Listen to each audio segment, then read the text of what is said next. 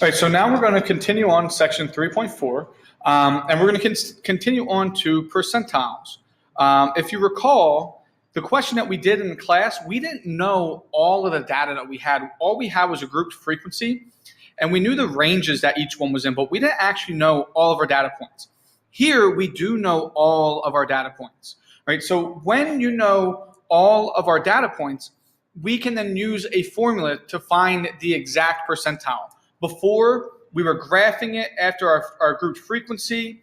We were then approximating where the point might have been on our x-axis, and then approximating where it would have been on our y-axis, and we would say maybe it is the 40th percentile. We would be very close, but it's not exactly, because we were approximating these two because we didn't know exactly where they landed on the x and y axis, because it might not have counted by ones, it might have counted by 15s or whatever.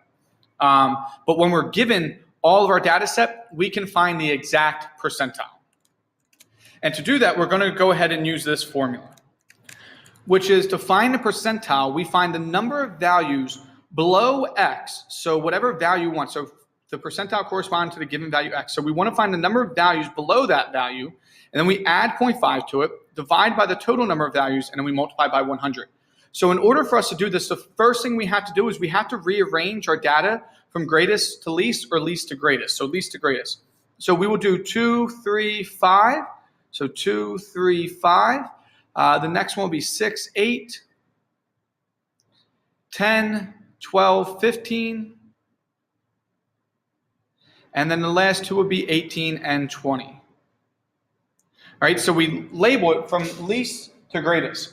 And then we find out how many number values are below the given value that we want to solve for. So we want to find the percentile rank of our score 12. So we need to find out how many data or how many values fell below that. So we would count up all of these. 1, 2, 3, 4, 5, 6. So then we plug it into our formula. 6 plus 0.5 divided by the total number of values, which they tell us there are 10 students. So divided by 10, multiplied by 100%. And this would then be equal to 65%. Or that means that this number 12 fell in our 65th percentile, which means that 12 was more than 65% of our data. All right, so that's how we solve for when we're given all of our data points, if we want to solve for the percentile. All right, there's one more thing we need to solve for. All right, so what this question is saying now is find the value that corresponds to the 25th percentile. And we're using the data set that we did before. So we're using the exact same data set. So before we were finding what percentile our number 12 was, now we want to find out what value corresponds to the 25th percentile. All right, so there's a different formula that we need to solve for this. And it is C is equal to N times P over top of 100. So it's actually a lot easier than the one before, or it's the same difficulty, but N is equal to the number of values, so the total number of values, so total number of values. Our P is equal to the percentile that we want. And our C is what we're solving for, so it's telling us what value what number corresponds to the 25th percentile. So our total number of values was 10. So C is equal to 10 times our percentile is 25, so it's 25, all over top of 100. And this is then equal to 2.5. Anytime that this gives us a decimal place, regardless of what this decimal value is, you always, always, always, always round up. So this will round up to 3. And now this tells us how many decimal places, or I'm sorry, not how many decimal places, how many data values we have to go to get to our 25th percentile.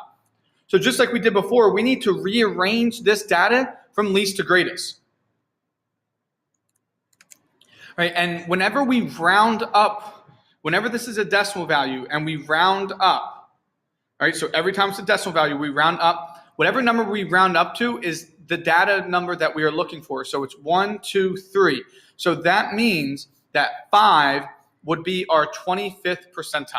All right, so anytime it's a decimal, this is important. Anytime it is a decimal, and we always round up, always round up. And anytime we had to round up to get our number, that is the exact number that we use as our percentile. So I know I said that this video was going to be pretty short, but there's one more question I want to go through because there's another case that could happen if this number is not a decimal. So let's just go through that quickly. All right, so now it says find the value that corresponds to the 60th percentile. So we know it's C is equal to N times P divided by 100. So this is equal to number of data that we have is 10 times our percentile, which is 60, divided by 100, and this is equal to 6. All right, so the last one that we did, our number was a decimal. We always round up, and whatever number we round up to, that's the data that we choose as our percentile. Whenever it goes to a whole number, right, there's no rounding that you have to do. There's something slightly different in how we answer, and let's go through that. So anytime that this is a whole number, we will then count to that number, 1, 2, 3, 4, 5, 6. So then we take that number, and we also take the number after of it.